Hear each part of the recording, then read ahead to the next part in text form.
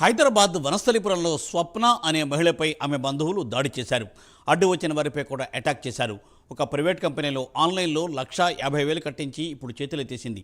డబ్బులు ఇవ్వాలని ఆమెను ఎన్నిసార్లు అడిగినా సరైన సమాధానం చెప్పటం లేదు. దీంతో ఆగ్రహం వ్యక్తం చేసిన స్వప్న వదిన, ఆమె కూతుళ్లు దాడికి దిగారు. ఈ ఘటనలో పలువురికి గాయాలయ్యాయి. పోలీసులు కేసు నమోదు చేసుకుని దర్యాప్తును చేపట్టారు.